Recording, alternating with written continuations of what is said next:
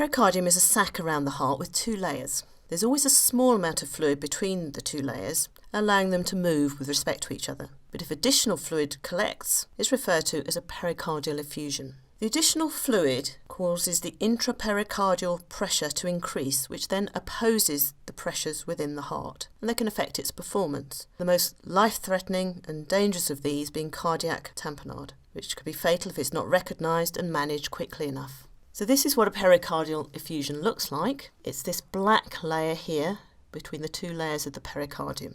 So this may be blood, it may be fluid, it may be pus, or it may be a combination. Echo can't tell the difference. And the other thing we need to be aware of, so whilst we've got pericardial effusion here, we've got another layer outside that which looks like fat.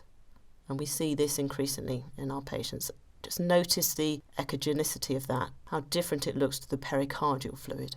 So if we find fluid around the heart, it's worth thinking about 5 things, because lots of questions are going to head your way now, so it's good that you've got the answers ready, or ideally that you've put them in your echo report. And the first question is going to be, is it really pericardial and not pleural? So this patient actually has both. There's a pericardial effusion here and a pleural effusion there. And the way that I can distinguish between them is to check the position of the descending aorta. So a pericardial effusion will be anterior to the descending aorta, and a pleural will typically come behind it and may come even a bit further behind it here.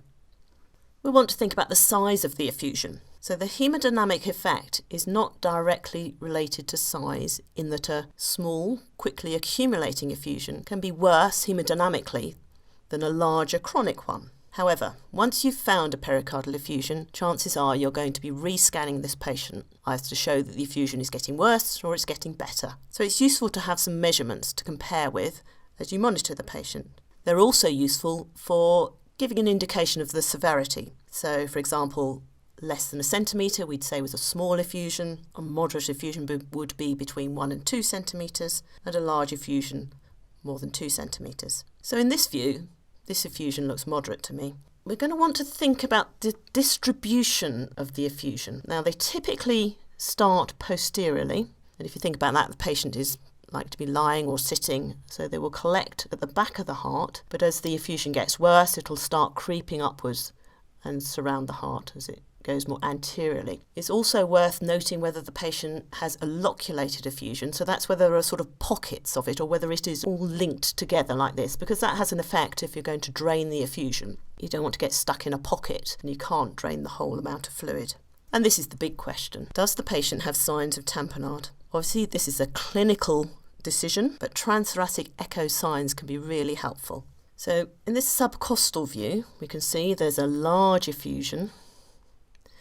We can see that the right ventricle is small, so that's telling us that the pressure between the pericardial layers is such that it's stopping this right ventricle from expanding during diastole, but it's also furthermore causing the free wall to collapse in diastole. So this is a worrying sign. The right-sided chambers are likely to be affected before the left with collapse like this, but it can happen on the left side as well.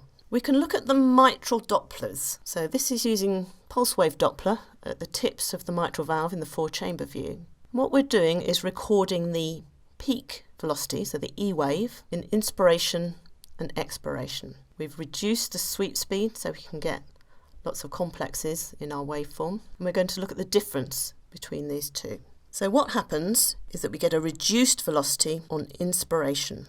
And if this is more than 25% or 30%, that suggests we've got signs of tamponade. And in this example, it's 27%. That's making us worry that we could have tamponade. You can do the same for the tricuspid valve, where the increase occurs on inspiration and the cutoff there is 40%. The IVC is very useful. So this is a subcostal view focusing on the IVC. So we've got a dilated IVC that isn't collapsing very well with a sniff. So this is a worrying sign.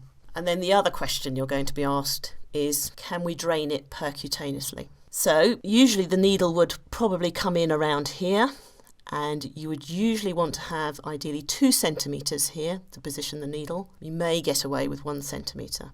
And if that isn't the case, an alternative drainage site may be better. You can actually use contrast to check you're in the effusion itself, so it's worth keeping your echo machine around during drainage. It can be quite hard to give a firm opinion on tamponade based on echo. The Doppler variations can occur with other pathologies, and some of the changes, there can be tiny changes on septal motion, are quite difficult to spot. So as long as you've answered the 5 questions and you've got your images to be able to give an answer, you can always ask someone else to make that call.